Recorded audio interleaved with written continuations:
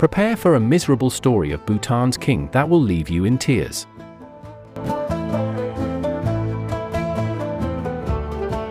What drove a king to defy tradition and risk it all for his beloved queen? Watch till the end to know.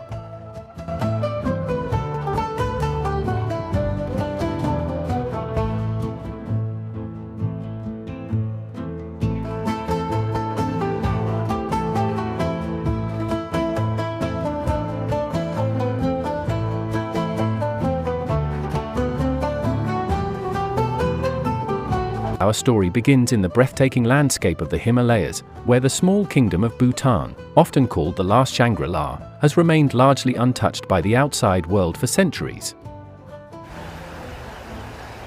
Bhutanese culture involves exploring various aspects, from traditions and religion to arts, cuisine, and modern influences. Here's an outline to guide you through. Bhutan, nestled in the eastern Himalayas, is renowned for its unique culture that blends tradition with modernity. Delves into the rich tapestry of Bhutanese cultural heritage, exploring its distinct facets and the factors shaping its evolution. Overview of Bhutan's geography and its impact on culture. Brief history, including the establishment of the monarchy and the country's isolationist policies. Influence of Buddhism on Bhutanese society and governance. Social structure and hierarchy, the role of monarchy, clergy, and the community. Importance of gross national happiness, GNH, in national policy and everyday life. Traditions of hospitality and community spirit. Buddhism as the predominant religion, schools of Buddhism in Bhutan. Sacred sites and monasteries, significance and rituals. Festivals, chechus, and their role in spiritual and cultural life. Traditional Bhutanese art forms, thangka painting, sculpture, and woodwork. Textiles, intricate weaving techniques and patterns of Bhutanese textiles, kiras, gos. Music and dance, traditional instruments and folk dances. Staple foods, red rice, ema-thatcha, chili cheese, and traditional meals. Rituals and customs associated with food preparation and consumption. Influence of local ingredients and agricultural practices. Impact of globalization and modernization on Bhutanese culture. Preservation efforts, initiatives to safeguard cultural heritage. Balancing tradition with development, educational reforms, and cultural identity. Tourism as a double-edged sword, economic benefits versus cultural preservation. Cultural diplomacy, Bhutan's international relations through cultural exchange. Imagine towering mountains shrouded in mist, colorful prayer flags fluttering in the wind, and ancient monasteries perched on cliff edges. This is the backdrop for a tale that combines elements of a fairy tale romance with the complexities of leading a nation into the modern era. The year is 1997, and a royal family picnic is taking place. Among the guests is a bright-eyed 7-year-old girl named Jetsun Pema. Enter the dashing 17-year-old Crown Prince Jigme Khesar Namgyel Wangchuck.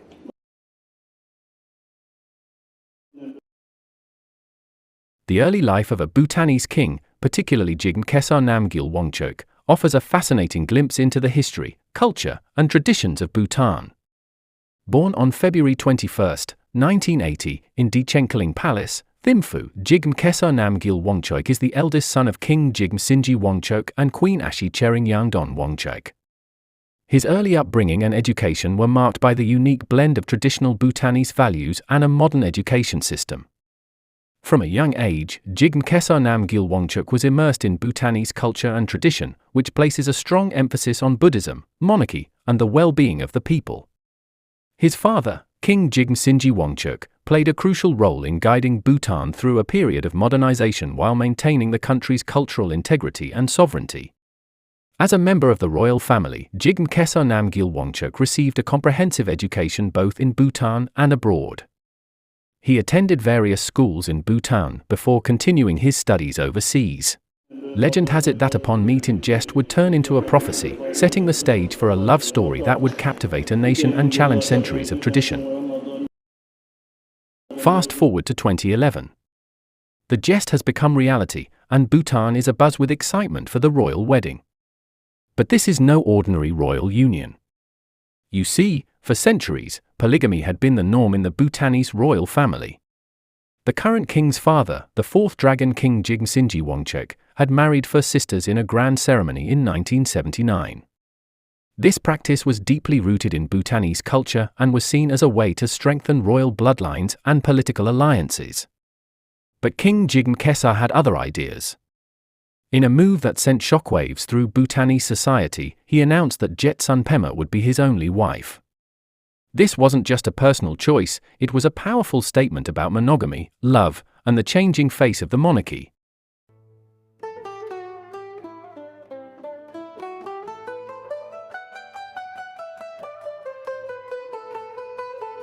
Can you imagine the discussions this must have sparked in homes across Bhutan? It was as if the king was saying, "Our traditions are valuable, but they're not set in stone. We can choose which ones to keep and which ones to leave behind." The wedding itself was a spectacular affair, blending ancient Buddhist rituals with modern touches. The ceremony took place in the 17th century Punakha Dzong, a fortress monastery that serves as the winter seat of the head abbot.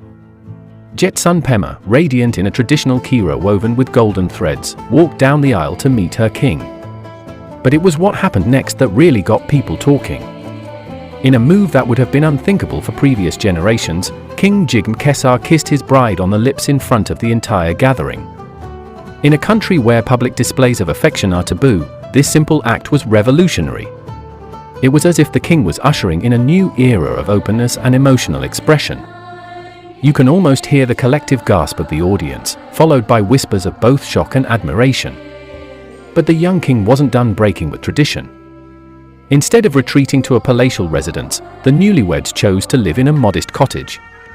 They regularly invite neighbors over for tea and casual chats, bridging the gap between royalty and commoners in a way that's unprecedented in Bhutanese history.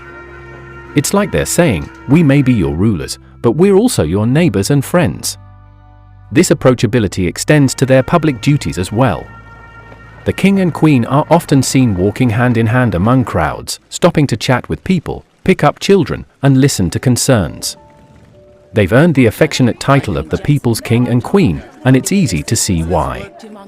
Their hands-on approach to monarchy is transforming the relationship between the royal family and the Bhutanese people.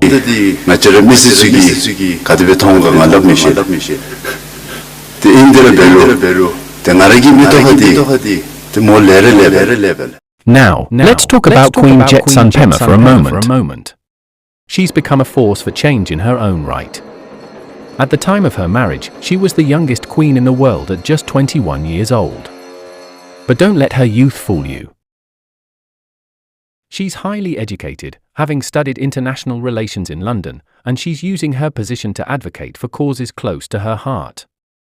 The Queen has become particularly passionate about environmental conservation, education,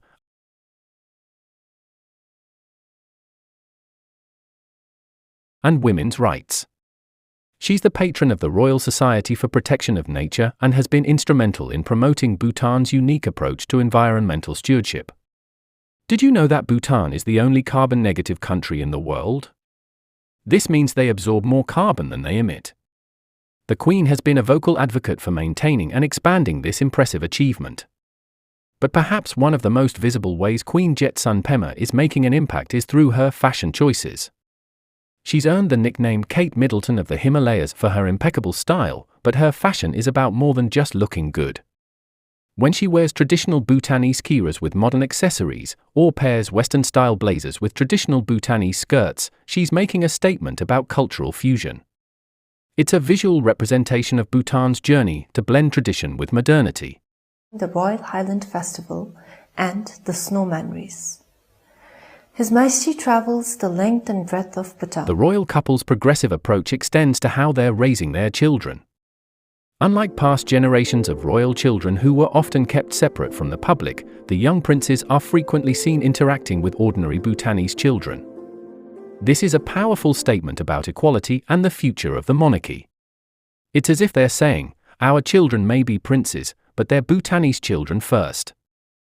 Now, let's zoom out and look at the bigger picture. The story of Bhutan's royal couple is set against the backdrop of a country in transition. For centuries, Bhutan was almost completely isolated from the outside world. It was only in the 1970s that the country began to open up, and even then, change came slowly.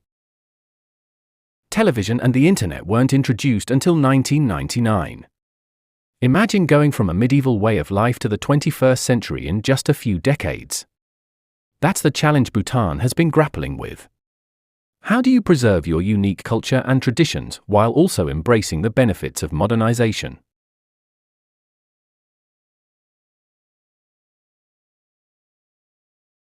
How do you open up to the world without losing your identity? This is where the concept of gross national happiness comes in. Introduced by the fourth Dragon King in the 1970s, this uniquely Bhutanese approach to measuring national progress prioritizes the well-being and happiness of the people over pure economic growth. It's based on 4 pillars: sustainable development, cultural preservation, environmental conservation, and good governance.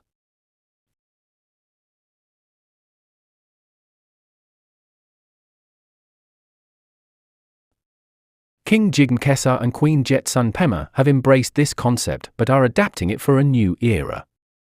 They recognize that happiness in the 21st century might look different than it did in the past. For example, they've been strong advocates for improving education and creating more economic opportunities for young Bhutanese, recognizing that in today's world, happiness often comes from having the ability to pursue one's dreams and contribute meaningfully to society. But it's not all smooth sailing. Change, even positive change, can be challenging. Some traditionalists in Bhutan are uncomfortable with the royal couple's more modern approach.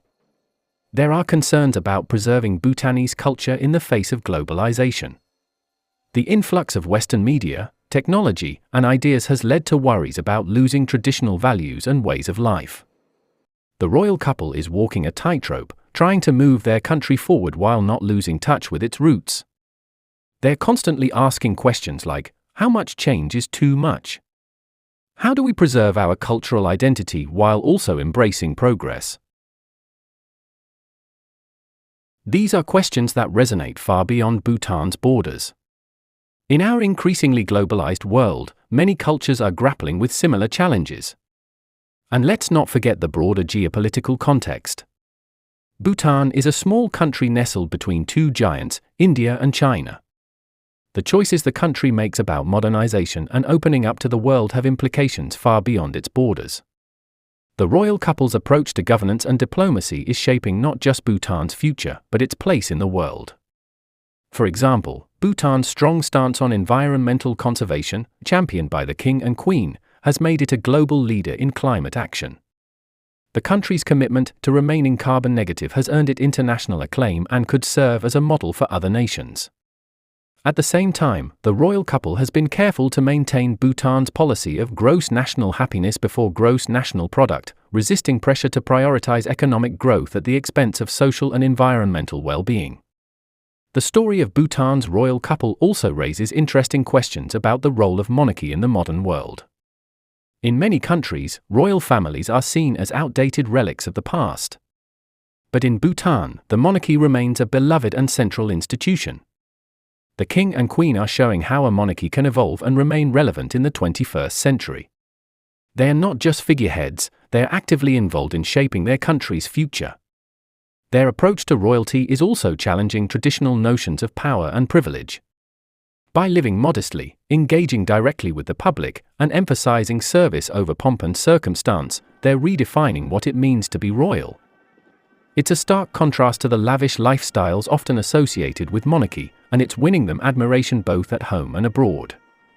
But perhaps the most powerful aspect of their story is how it demonstrates the transformative power of love. By following his heart and marrying for love, King Jigme Khesar set in motion a series of changes that are slowly but surely transforming his country. It's a reminder that personal choices can have far-reaching consequences, especially when you're in a position of influence. Their love story has captured the imagination of people around the world, earning them comparisons to other beloved royal couples like Britain's William and Kate. But it's more than just a fairy tale romance. It's a story about the courage to challenge tradition, the wisdom to balance old and new, and the power of leading by example. As we watch this story continue to unfold in the land of the Thunder Dragon, we're reminded of the universal themes it touches on. How do we honor our past while embracing our future? How do we preserve what's valuable in our traditions while also being open to positive change? How can love, both for each other and for our communities, guide us in making difficult decisions? These are questions that resonate far beyond the mountains of Bhutan. In our rapidly changing world, we're all grappling with similar challenges in our own ways. The story of Bhutan's royal couple offers us a compelling example of how to navigate these complex waters with grace, wisdom, and love. So the next time you're faced with a choice between sticking to the familiar or trying something new, remember the King and Queen of Bhutan. Remember how they're blending tradition and progress, how they're leading with love and compassion, how they're showing that it's possible to honor the past while also embracing the future. Their story reminds us that change doesn't have to mean a complete break with the past. It shows us that love can be a powerful force for positive transformation. And it demonstrates that with courage, wisdom, and compassion, we can create a future that honors our heritage while also meeting the needs of a changing world. In the end, the story of Bhutan's royal couple is more than just a tale of two people.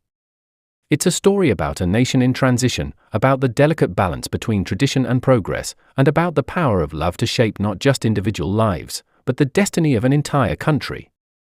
It's a story that's still being written, and one that will undoubtedly continue to captivate and inspire for years to come. Click that subscribe button now and press the video now popping on your screen. I am sure you will love it. Hit the like button and feel free to comment your thoughts. See you there.